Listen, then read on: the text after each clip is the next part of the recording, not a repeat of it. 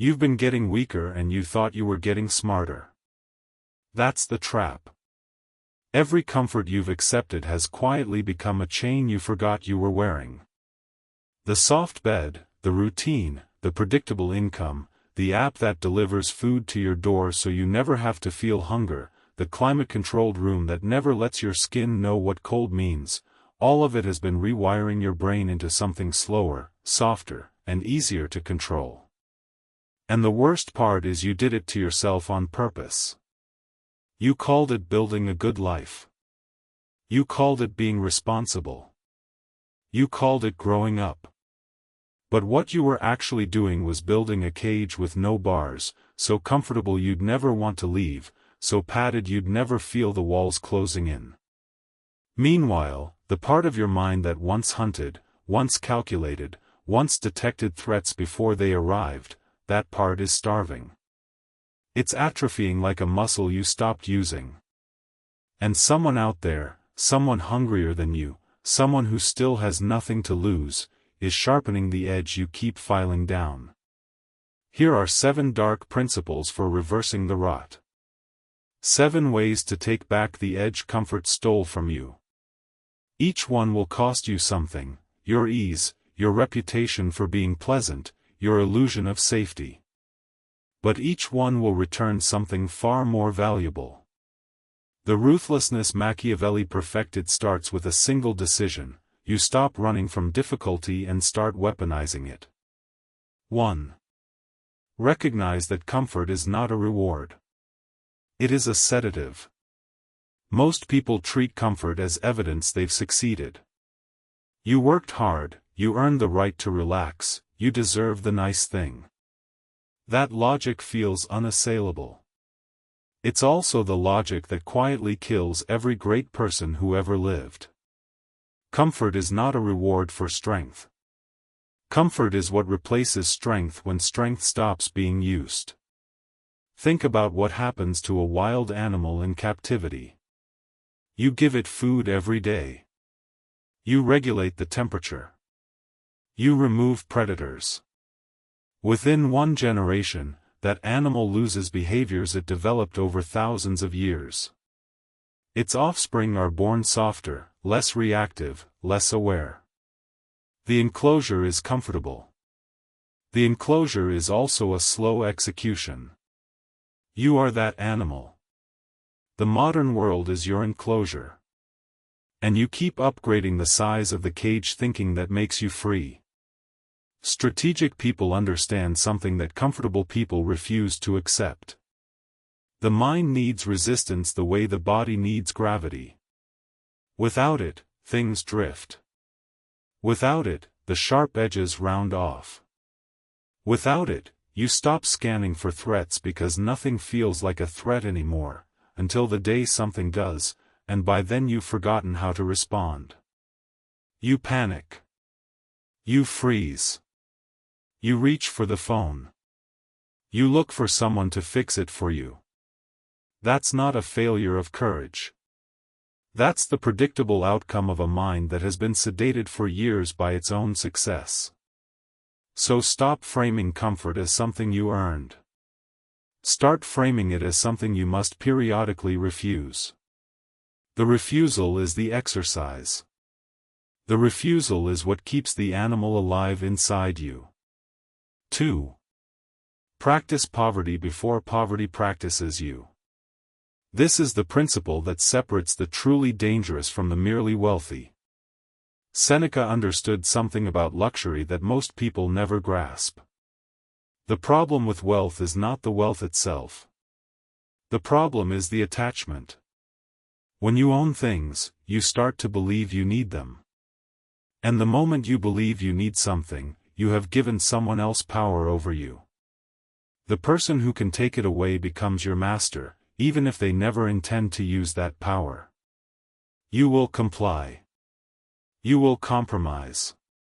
You will stay silent when you should speak, because speaking might cost you the thing you've convinced yourself you can't live without. So Seneca prescribed a specific practice. Not a philosophy to think about, a practice to perform. Set aside a few days. Eat the cheapest, plainest food you can find. Wear rough, simple clothes. Sleep on the floor or on a hard surface. Turn off the heat. Drink only water. Walk instead of driving. Remove every layer of padding from your life and sit in what remains. The goal is not to punish yourself. The goal is to meet poverty face to face and discover it is not the monster you imagined. It's just uncomfortable. And discomfort is not the same as danger. Once your nervous system learns that distinction, something unlocks inside you. The fear of loss shatters. And when the fear of loss shatters, you become something that most people will never understand. You become free in a way that cannot be bought, because it was never purchased. It was forged. Most people will never do this. They'll hear the idea and think it sounds dramatic or unnecessary. That's fine. Those are the people who will remain chained to their lifestyle, who will tolerate disrespect because they can't afford to lose the salary, who will stay in dead relationships because they can't imagine starting over. You are not most people. You are going to test yourself before life tests you. Because life will test you. Life always tests you. And when it does, the person who has already met their own poverty and survived it will move through crisis like a blade through silk, while everyone else collapses under the weight of their own attachments. 3. Kill the addiction to being liked before it kills your edge. This is where comfort does its deepest damage. Social comfort is the most insidious form of corruption because it feels like belonging. You adjust your opinions to match the room. You soften your language so no one feels challenged. You laugh at jokes that aren't funny. You agree with ideas you secretly despise. And every time you do this, you tell yourself it's small. It's just being polite. It's just keeping the peace. But what you're actually doing is training yourself to prioritize approval over truth. And once that training is complete, you will have a hard time remembering what you actually believe, because you've been performing a version of yourself for so long that the performance replaced the original. Being liked is not being respected. Those two things are not just different. They are often in direct opposition. The person everyone likes is usually the person who never threatens anyone, never challenges anyone, never says the uncomfortable thing that needed to be said. They are safe. And safe people are useful to power but are never given power.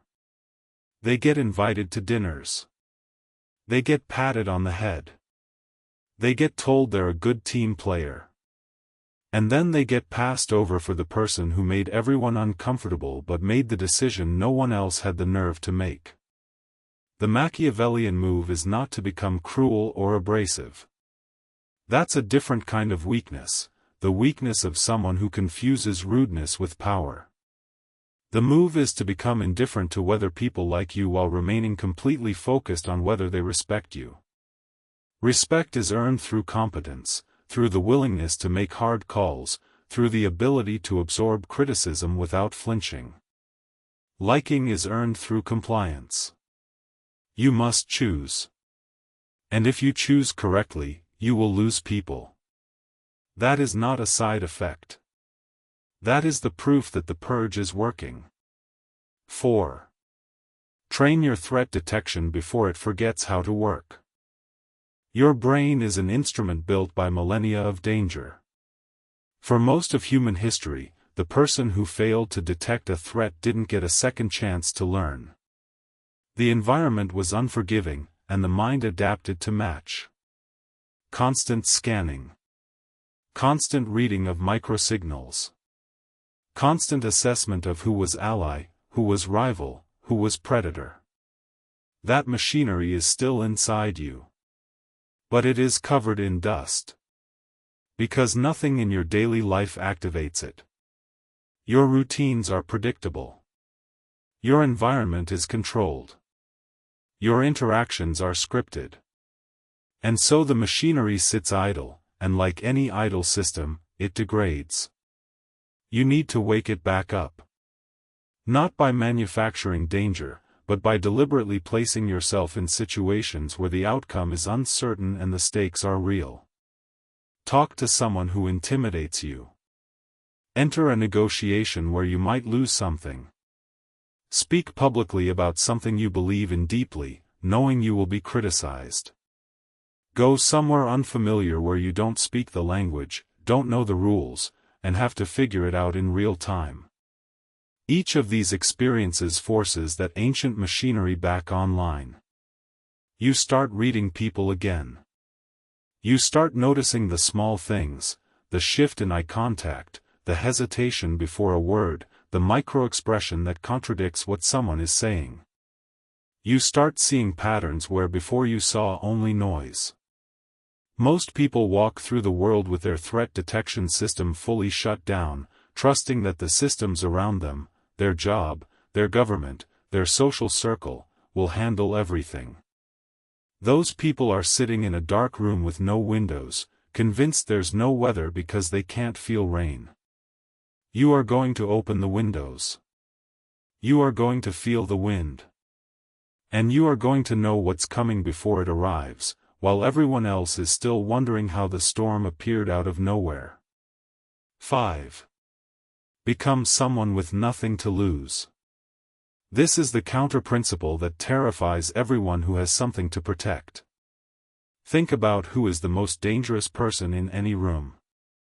It is not the strongest. It is not the wealthiest. It is not the most intelligent. It is the person with nothing to lose. That person cannot be threatened. They cannot be bought. They cannot be manipulated through fear of loss, because there is nothing to take. Every leverage point fails. Every pressure tactic bounces off. They move through conflict with a calm that looks almost supernatural, because the one thing every adversary relies on, the assumption that you care about losing something, simply doesn't apply. Now, most people hear this and misunderstand it. They think having nothing to lose means being destitute, being isolated, having no life. That's not it at all. The principle is about internal detachment, not external deprivation. You can have money, relationships, status, possessions, and still be someone with nothing to lose, if you have trained yourself to be psychologically independent of all of it. If you have practiced the poverty we talked about. If you have sat with the loss in your imagination and discovered you survive it. If you have stripped the fear of losing down to nothing, then you walk through the world armed in a way no external advantage can match. The person who has a lot but is terrified of losing it is a prisoner. The person who has little but fears nothing is a king. And the person who has a lot but has killed the fear of losing it, that person is the most dangerous entity in any room. They have the resources and the freedom. They can be generous without being weak. They can walk away without being reckless. They can hold a line without being rigid. Comfort took that from you. Comfort taught you to guard what you have, to cling, to protect, to preserve. And in doing so, comfort handed your power to anyone willing to threaten what you guard. You take that power back not by acquiring more, but by detaching from what you already hold. 6. Never believe you've arrived. This is the subtle one. This is the one that catches people at the peak of their success, when everything seems to be going right, when the comfort is at its most seductive. You achieve something significant. You reach a level you once dreamed about. And something shifts. Not in the world, in you. You start to believe the game is over. You start to think the skills that got you here are no longer necessary, because you're here now. You coast. You delegate the hard parts. You surround yourself with people who tell you what you want to hear. You stop doing the uncomfortable things that built you, because you've convinced yourself you've graduated from them. That is the exact moment decline begins. Not next year. Not next month. In that moment. The moment you tell yourself you've arrived, you have stopped moving. And in a world where everything else is still moving, still shifting, still evolving, the stationary target is the one that gets hit. The cure is a specific kind of humility. Not the performative humility of someone who pretends to be modest while secretly believing their own press. The real kind. The kind that says, no matter what I've achieved, I am still a beginner in some respect. There is still something I don't know. There is still someone sharper than me whose move I can't yet see. There is still a version of discomfort I haven't tested myself against. You find that thing and you walk toward it. You don't do it once. You do it for the rest of your life. The moment you stop seeking the edge is the moment the edge starts seeking you. And the edge is patient. It will find you. The only question is whether you're facing it when it arrives. 7. Build discomfort into your daily architecture. Everything we've covered so far, the poverty practice, the threat detection, the detachment, the humility, all of it fails if it remains a concept. Concepts don't change you. Practices change you. Repetition changes you. What you do daily is what you become. So the final principle is structural. You must engineer discomfort into the bones of your routine, not as a dramatic gesture but as a permanent feature of how you live. This means small things done consistently. Cold water on your skin every morning. Fasting for a window each week. Walking in weather you'd normally avoid. Training your body past the point where your mind says stop. Choosing the harder conversation over the easier one. Saying no to something comfortable and yes to something that stretches you. These are not heroic acts. They are maintenance. They are the daily sharpening of a blade that the world is constantly trying to dull. What you practice in calm, you perform in storm. That is not a motivational phrase. That is a mechanical truth about how the human nervous system works. The patterns you repeat become the patterns you default to under pressure. If your daily pattern is comfort, avoidance, and ease, then when real pressure arrives, and it will arrive, you will default to comfort, avoidance, and ease. You will shrink. You will rationalize. You will look for the exit.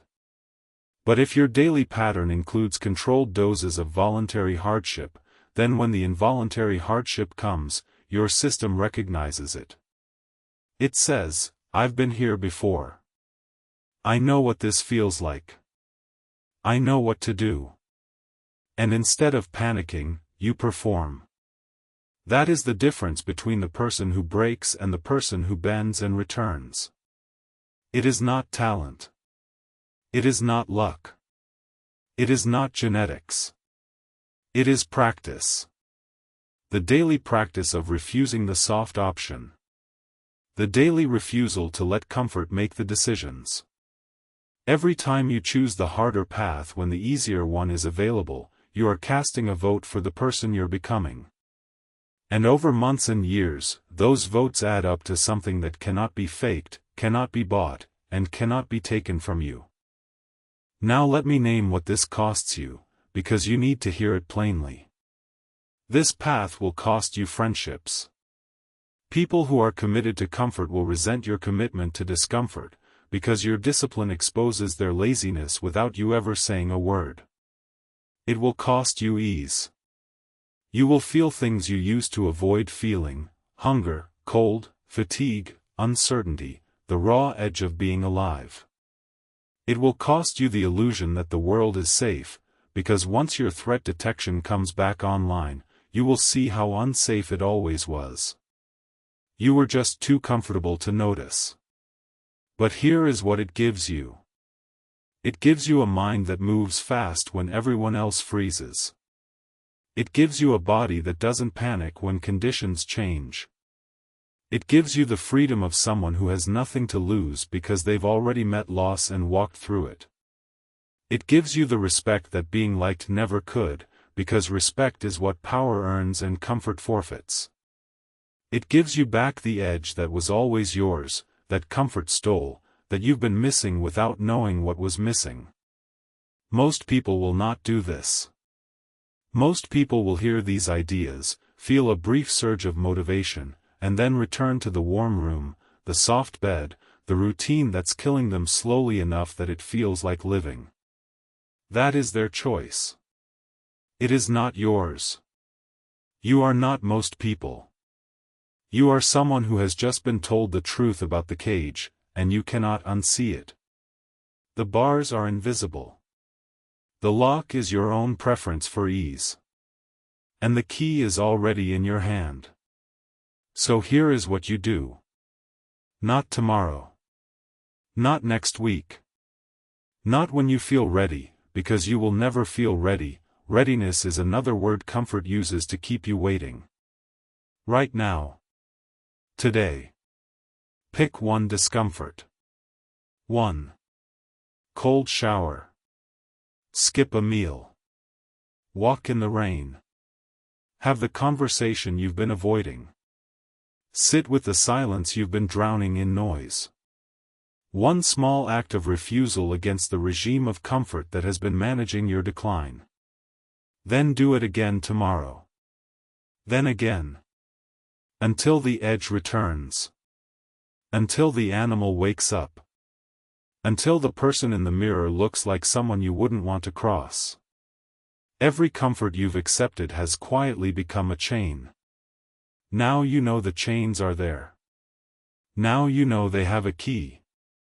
The question is not whether you can break free. The question is whether you have the nerve to stop calling the cage a home. The ruthless art Machiavelli perfected was never about manipulating others. It was about first mastering yourself, your fears, your attachments, your weakness for the soft option. That mastery begins where comfort ends. It begins the moment you choose, deliberately and repeatedly, the thing that hardens you instead of the thing that melts you. And it never ends. It is a daily war against the slow corruption of ease. A war you fight in private, in small choices no one sees, in cold water and empty stomachs and hard floors and hard conversations. A war that no one will ever give you a medal for, because the reward is not recognition. The reward is that when everything falls apart, and it will, because that is what everything does eventually, you will not fall apart with it. You will stand. You will think. You will move. While everyone else is drowning in the comfort they built around themselves, you will be the one who knows how to swim in cold water. Because you've been swimming in it all along. So make the choice. Right now, not tomorrow. Right now, not when conditions improve. Right now, because conditions will never improve enough for the part of you that wants to stay comfortable. That part of you is not your friend. That part of you is the warden. And you are done serving your sentence. Type it below if you mean it. I am untouchable. Not because nothing can reach me, but because nothing that reaches me can break what I've already broken in myself and rebuilt stronger. I am untouchable. Say it until you believe it. Then prove it with what you do next.